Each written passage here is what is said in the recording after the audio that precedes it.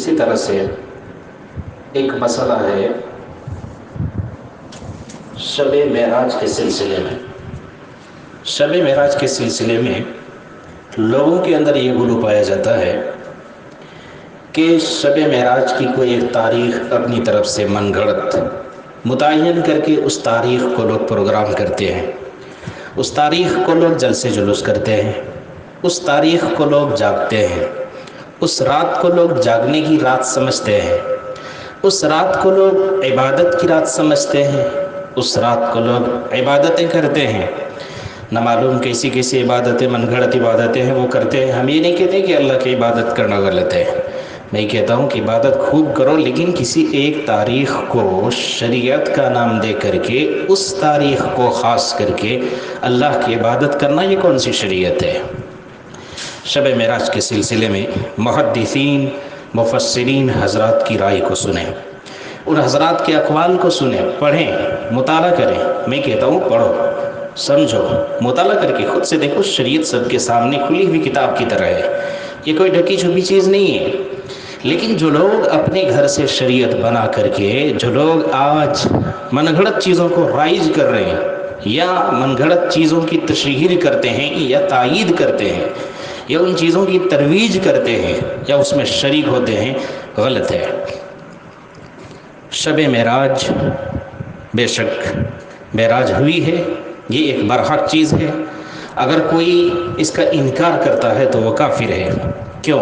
اس لیے کہ اللہ تبارک و تعالیٰ نے 15ویں پارے کی سورہ بنی اسرائیل کے اندر پہلی آیت میں فرمایا، اعوذ باللہ من الشیطان الرجیم، بسم اللہ الرحمن الرحیم، سبحان الذی اسری بعبدہ لیلا من المسجد الحرام الی المسجد الاقصی الذی بارکنا حولہ لنریہ من آیاتنا انہ هو السمیع البصیر۔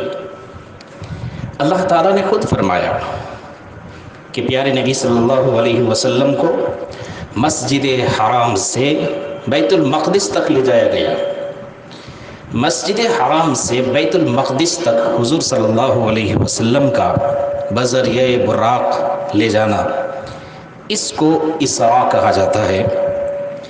اور پھر بیت المقدس سے لے کر کے آپ کا عرش تک جانا، ساتوں آسمان کا کراس کرنا، اس کو معراج کہا جاتا ہے۔ تو اسراء اور معراج دونوں کو سمجھیے۔ اسراء کہتے ہیں مسجد حرام سے بیت المقدس تک کا سفر، اور بیت المقدس سے لے کر کے آسمان تک کا سفر، ساتوں آسمان کا سفر، عرش تک نبی کریم صلی اللہ علیہ وسلم کا تشریف لے جانا، یہ معراج ہے۔ اللہ تبارک و تعالیٰ نے جتنے بھی احکامات ہیں ان تمام احکامات کو دنیا میں لا کر کے دیا، فرشتوں کے ذریعے بھیج دیا۔ لیکن نمبر آتا ہے نماز کا، تو پیارے حبیب صلی اللہ علیہ وسلم کو اللہ تبارک و تعالیٰ نے آسمان پر بلا لیا، اور اس نماز کو تحفے کی شکل میں حضور کو پیش کیا۔ کہا کہ یہ تحفہ ہے میری طرف سے۔ 50 نمازوں کا تحفہ دیا گیا۔ 50 نمازیں لے کر جب حضور تشریف لانے لگے، موسیٰ علیہ السلام راستے میں ملے۔ انہوں نے کہا کہ میری قوم تو 2 وقت کی نماز برابر نہیں پڑھ سکی، آپ کی امت میں لوگ اتنے ٹیلنٹ کہاں سے آ گئے؟ نہیں پڑھ سکتے ہیں لوگ 50 وقت کی نمازیں، مجھے تجربہ ہے، آپ جائیں، جا کر کے نمازیں کچھ کم کرا کے لائیں۔ پیارے نبی صلی اللہ علیہ وسلم دوبارہ تشریف لے کر گئے، اور اللہ تبارک و تعالیٰ کے حضور نماز کی کمی کی درخواست پیش کی۔ اللہ تعالیٰ نے 5 نمازیں کم کی۔ اس طرح سے حضور صلی اللہ علیہ وسلم کا بار بار نیچے اترنا، پھر اللہ تبارک و تعالیٰ کے دربار میں حاضر ہونا، 5 نمازیں کم ہوتی رہی، اخیر میں 5 نمازیں باقی رہ گئیں۔ اللہ تبارک و تعالیٰ کا ایک اصول ہے کہ اللہ کے یہاں کوئی اگر ایک نیکی لے کر آتا ہے تو اللہ تعالیٰ کے یہاں اس کے بدلے میں اس کا 10 گنا زیادہ دیا جاتا ہے۔ من جاء بالحسنة فله 10 امثالها، ایک نیکی لے کر آؤ، 10 تم کو نیکیاں ملیں گی۔ اس اصول کے تحت اللہ نے کہا آپ کی امت 5 نمازیں پڑھیں گے تو 50 نمازوں کا ثواب ملے گا۔ تو وہ نمازیں تو 5 پڑھتے ہم، لیکن 50 کا ثواب ملتا ہے۔ افسوس ہے اس امت پر کہ جو شب معراج، جس میں تاریخ کے سلسلے میں بہت سارے اختلافات ہیں۔ لوگوں نے 27 رجب کو اپنی طرف سے ڈھونڈ لیا، اور محدثین نے خود ترجیحی قول پیش نہیں کیا کہ اس تاریخ کو شب معراج ہوئی ہے۔ اسی تاریخ کو کنفرم طریقے پر، حتمی اور یقینی طریقے پر اسی تاریخ کو معراج ہوئی ہے، یہ کسی محدث نے، کسی مفسر نے نہیں کہا ہے، لوگوں نے بس اپنی طرف سے متعین کر لیا۔ تعجب اس بات پر ہے کہ اللہ تعالیٰ 5 نمازوں کا ثواب 50 نمازوں کے برابر دیتا ہے۔ لوگ نمازوں کے ملنے کے دن خوشیاں مناتے ہیں، اس رات کو لوگ جلسے جلوس کرتے ہیں، پروگرامز کرتے ہیں، پوری رات جاگتے ہیں، عبادت کے نام پر مسجد میں جا کر بیٹھ جاتے ہیں۔ کچھ نوجوان گیم کھیلنے بیٹھ جاتے ہیں موبائل میں، کچھ واٹس ایپ فیس بک کے اندر بیٹھ جاتے ہیں، کچھ یوٹیوب کے اندر بیٹھ جاتے ہیں۔ افسوس اس بات پر ہے کہ نماز جس تاریخ میں بھی فرض ہوئی ہو، اس سے قطع نظر شب معراج کے نام پر جو لوگ جشن منانے آتے ہیں، ان لوگوں کو پیارے حبیب صلی اللہ علیہ وسلم کا مشن یاد نہیں رہتا۔ 5 نمازیں ملی شب معراج میں، 5 نمازیں تم اس رات کے بعد کبھی پڑھو نا، اس رات کی تو بڑی فکر ہے۔ پروگرام کریں گے، جلسے کریں گے، رات جاگیں گے، عبادت کریں گے، روزے رکھیں گے۔ قسم خدا کی کہتا ہوں کہ شب معراج کے سلسلے میں کوئی ایسی روایت نہیں ہے جس سے یہ بات معلوم ہوتی ہو کہ اس رات کو پروگرام کیا جائے، اس رات کو جاگا جائے، اس رات کی عبادت کی جائے، یا اس کے بعد یا اس سے پہلے کوئی روزہ رکھا جائے۔ میں کہتا ہوں کہ جن لوگوں کو پروگرام کرنے کا شوق ہے، جن لوگوں کو بے چینی ہوتی ہے، جن لوگوں کو شریعت کے نام پر بہت زیادہ فخر ہے کہ ہم شریعت کے ہر کام کو کرتے ہیں، میں ان سے مخاطب ہوں کہ کیا معراج زیادہ اہم ہے یا حضور کی نبوت زیادہ اہم ہے؟ پیارے حبیب صلی اللہ علیہ وسلم کو 40 سال کی عمر میں نبوت ملی، وہ 12 ربیع الاول کی تاریخ بتائی جاتی ہے۔ حضور کو نبوت ملی، رسالت ملی۔ نبوت کا ملنا باعث فخر اور باعث مسرت ہے، یہ خوشی کا دن ہے۔ حضور کو نبوت ملی، رسالت ملی، اللہ تبارک و تعالیٰ کی طرف سے حضور کے اوپر قرآن کا نازل ہونا شروع ہوا۔ کبھی کسی نے نبوت والے دن کو خوشی کے لیے منتخب کیا؟ نبوت والے دن خوشیاں کیوں نہیں مناتے ہیں؟ جشن کیوں نہیں مناتے ہیں؟ پروگرامز کیوں نہیں کرتے ہیں؟ اس رات کو کیوں نہیں جاگتے ہیں؟ جاگنے کی رات اس کو کیوں نہیں بنایا؟ اس کے بعد یا اس سے پہلے روزہ رکھنے کو کیوں نہیں مقرر کیا؟ یہ شب معراج ڈھونڈ کر لا لیا۔ میں کہتا ہوں حضور صلی اللہ علیہ وسلم نے 11 شادیاں کی، حضور کی شادی والے دن کو بھی تم پروگرام کا دن بنا لیے ہوتے تھے۔ مکہ فتح ہوا، اس دن بھی کوئی جشن منا لیتے تھے، اس دن کو بھی جاگنے کی رات بنا لیتے تھے۔ حضور کی زندگی میں حق و باطل کا پہلا معرکہ، پہلی لڑائی، پہلی جنگ جس میں مسلمانوں کو جیت ہوئی، صرف اور صرف 313 صحابہ کرام جو ہزاروں میں جیت کر کے آ گئے، غلبہ پا کر کے آ گئے، اس دن کو بھی تم جشن کا دن منا لیتے۔ خالی شب معراج ملی۔ شب معراج کے سلسلے میں تاریخ پیش کرتا ہوں۔ امام قرطبی رحمۃ اللہ علیہ نے اپنی تفسیر میں لکھا ہے کہ معراج کی تاریخ کے سلسلے میں روایات بہت مختلف ہیں۔ موسیٰ بن عقبہ، ان کی روایت میں ہے کہ یہ واقعہ ہجرت مدینہ سے 6 مہینے پہلے پیش آیا۔ ہجرت مدینہ سے حضور صلی اللہ علیہ وسلم جو ہجرت کر کے مدینہ گئے، اس ہجرت سے 6 مہینہ پہلے یہ واقعہ پیش آیا، نمبر 1۔ نمبر 2، حضرت عائشہ رضی اللہ عنہ فرماتی ہیں کہ حضرت خدیجۃ الکبریٰ رضی اللہ عنہ کی وفات نمازوں کی فرضیت سے پہلے ہوئی تھی۔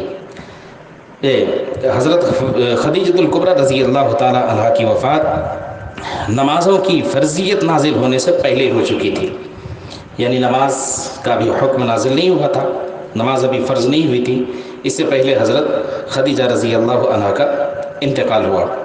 اور امام زہری رحمۃ اللہ علیہ فرماتے ہیں کہ حضرت خدیجہ رضی اللہ عنہ کی وفات کا واقعہ بعثت نبوی کے 7 سال بعد کا ہے۔ ابھی حضور کو نبی بنایا گیا، اس کے 7 سال کے بعد حضرت خدیجۃ الکبریٰ رضی اللہ عنہ کا انتقال ہوا۔ تو اس سے معلوم ہوتا ہے کہ یہ 7 سال کے بعد، نبوت ملنے کے 7 سال کے بعد کا یہ واقعہ ہے۔ بعض روایات میں ہے کہ واقعہ معراج بعثت نبوی سے 5 سال بعد واقع پیش آیا ہے، اور بعض حضرات نے فرمایا کہ معراج اس وقت پیش آیا جب کہ اسلام عام قبائل عرب کے اندر پھیل چکا تھا، اسلام عام ہو چکا تھا، ہر طرف اسلام پھیل چکا تھا۔ ان تمام روایتوں کا حاصل واقعہ معراج ہجرت مدینہ سے کئی سال پہلے کا ہے، اور بعض حضرات نے لکھا ہے کہ واقعہ اسراء اور معراج یہ ربیع الثانی کی 27ویں شب میں ہجرت سے 1 سال پہلے ہوا۔ مہینہ دیکھو، ربیع الثانی کی 27 تاریخ، ہجرت سے 1 سال پہلے۔ اور ابن قاسم ذہبی رحمۃ اللہ علیہ فرماتے ہیں کہ نبی کریم صلی اللہ علیہ وسلم کو جب نبی بنایا گیا، آپ کی جو بعثت ہوئی ہے، نبی کریم صلی اللہ علیہ وسلم کے نبی بنائے جانے سے 18 مہینے کے بعد ہی واقعہ پیش آیا، یعنی 1.5 سال کے بعد، نبوت کے 1.5 سال کے بعد۔ بعض حضرات کہتے ہیں کہ نبوت کے 5 سال کے بعد، حضرت خدیجہ رضی اللہ عنہا کے واقعے کے مطابق، ان کے کہنے کے مطابق 7 سال کے بعد، بعض حضرات کے مطابق 5 سال کے بعد، بعض حضرات کہتے ہیں کہ 1 سال پہلے، ہجرت سے 1 سال پہلے، بعض حضرات کہتے ہیں کہ 1.5 سال بعد بعثت نبوی کے، یعنی بعثت نبوی کے 1.5 سال کے بعد یہ واقعہ پیش آیا۔ محدثین نے روایت مختلفہ ذکر کرنے کے بعد کوئی فیصلہ کن چیز نہیں لکھی ہے، کسی نے نہیں کہا ہے کہ فلاں تاریخ کو ہے، اور عام طور پر مشہور جیسے 27ویں شب ماہ رجب کی ہے، بعض حضرات نے اس کو بھی لکھا ہے۔ میں کہتا ہوں کہ آپ نے 27 رجب کو کیوں پکڑ لیا؟ بعض حضرات نے لکھا ہے کہ واقعہ معراج رمضان المبارک میں پیش آیا، بعض حضرات نے کہا محرم میں پیش آیا، بعض حضرات نے کہا ربیع الاول میں پیش آیا، بعض حضرات نے کہا کہ شوال میں پیش آیا، بعض نے کہا کہ رجب میں جا کر پیش آیا۔ آپ نے 27 رجب کو کس دلیل کی بنیاد پر پکڑ لیا ہے؟ اور 27 رجب کو جو دھوم مچا رکھے ہر طرف، شب معراج ہے، شب معراج ہے، جاگنے کی رات ہے، کس دلیل کی بنیاد پر؟ کوئی تو دلیل ہونی چاہیے۔ بے شک میں مانتا ہوں واقعہ معراج ہے، قرآن کہتا ہے حضور صلی اللہ علیہ وسلم کو اللہ نے عرش پر بلایا۔ قرآن کی جو آیت ہے بنی اسرائیل کی پہلی آیت، سورہ نجم کے اندر بھی اللہ نے فرمایا واقعہ معراج برابر برحق ہے، لیکن جس تاریخ کو لوگ مناتے ہیں وہ تاریخ صحیح نہیں ہے، اور اس تاریخ میں جشن منانا شریعت اسلامیہ سے ثابت نہیں ہے، یہ غیر ثابت شدہ چیز کو لوگ ضروری امر سمجھ کر کے کرتے ہیں۔ اور ایک بات، لوگ بعض 27ویں شب کے بعد والے دن کو روزہ رکھتے ہیں، بعض آج ہی کے دن کو روزہ رکھتے ہیں، اس دن 27 تاریخ ہے اس دن روزہ رکھتے ہیں، بعض حضرات پوری رات جاگتے ہیں اور اس کو عبادت سمجھتے ہیں، بعض حضرات کہتے ہیں کہ عورتیں بھجا دیتی ہیں گھروں سے مردوں کو، جاؤ مسجد میں عبادت کرو، عبادت کا دن ہے۔ میں ان عورتوں سے پوچھتا ہوں، اللہ تبارک و تعالیٰ نے اپنے نبی صلی اللہ علیہ وسلم کو عرش پر بلایا اور بلا کر کے 5 نمازیں دی۔ میری بہنوں، میری مائیں، سمجھو اپنے مردوں کو جیسے شب معراج کو دھکے دے کر کے مسجد کو بھگا دیتے، روز بھگاؤ تم 5 وقت نماز کے لیے۔ 5 نمازیں کیوں نہیں پڑھتے؟ اس رات کو 5 نمازیں فرض ہوئی ہیں، لیکن تاریخ کنفرم نہیں ہے، وہ 5 نمازیں حضور کے مشن کو جو جشن کیوں نہیں؟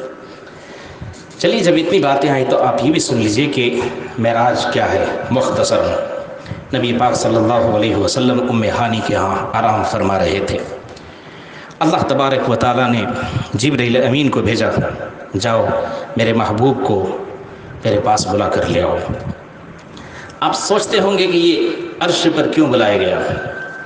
ہر آدمی اپنے بچے کو دنیا کے مشہور شہروں میں، بڑے بڑے پارکوں میں، بڑے بڑے مقامات میں گھمانے کے لیے لے جانا چاہتے ہیں، شوق ہوتا ہے۔ قربان جائے اللہ کے نبی صلی اللہ علیہ وسلم کی رفعت پر، آپ کی بلندی پر، آپ کے مقام پر، آپ کے درجات پر۔ ابھی حضور ماں کے پیٹ میں ہے کہ حضور کے والد کا سایہ سر سے اٹھ گیا، ابھی آپ دنیا میں تشریف نہیں لائے کہ آپ کے والد صاحب دنیا سے رخصت ہو گئے۔ حضور ابھی پیدا ہوئے، 6 سال کی عمر ہوئی آپ کی، 6 سال کی عمر میں ماں کا انتقال ہو گیا۔ آپ کی پرورش آپ کے دادا عبد المطلب کر رہے تھے۔ 8 سال کی عمر حضور کی ہوئی، دادا دنیا سے چلے گئے، پھر اس کے بعد سے وہاں سے آپ کے چچا ابو طالب آپ کی پرورش کرتے رہے۔ اللہ تعالیٰ نے حضور صلی اللہ علیہ وسلم کے سرپرستوں کو کیوں اٹھایا؟ اس لیے تاکہ حضور ہر مسئلے پر ہر آڑے وقت میں خاندان والوں کو نہ بلائیں، ماں باپ کو نہ بلائیں۔ آج کسی کو ٹھوکر لگے، چوٹ لگے، ابا اماں کرتے ہیں، حضور کو چوٹ لگے حضور ابا اماں کہنے کے بجائے اللہ کہیں، اس لیے حضور نے آپ کے سرپرستوں کو اٹھا لیا۔ اب آپ یتیمی کی زندگی گزار رہے ہیں، آپ دیکھتے ہیں کہ بڑے بڑے آدمی اپنی اولاد کو کہاں کہاں انگلینڈ گھمانے لے کر کے جاتے ہیں، بڑے بڑے لوگ اپنی اولاد کو برطانیہ، امریکہ، افریقہ اور دنیا کے نامعلوم کیسے کیسے مقامات پر پہنچاتے ہیں گھمانے کے لیے، سیر و تفریح کے لیے۔ حضور یتیمی کی زندگی گزار رہے ہیں۔ اللہ نے کہا میرے حبیب صلی اللہ علیہ وسلم آپ کو میں اسی جگہ سیر و تفریح کے لیے بلاؤں گا کہ آج تک کسی ماں باپ نے سوچا بھی نہیں ہوگا۔ عرش پر بلایا، حضور عرش پر پہنچتے ہیں۔ مکہ مکرمہ سے حضور بیت المقدس تک براق کے ذریعے سے پہنچتے ہیں، تیز رفتار سواری کے ذریعے۔ انبیاء کرام کی حضور وہاں امامت فرماتے ہیں۔ یہ جو خانہ کعبہ سے بیت المقدس تک کا سفر ہے اس کو اسراء کہا جاتا ہے، جس کو سورہ بنی اسرائیل کے اندر سبحان الذی اسری بعبدہ لیلا من المسجد الحرام الی المسجد الاقصی فرمایا، تو اس واقعے کو اسراء کہتے ہیں۔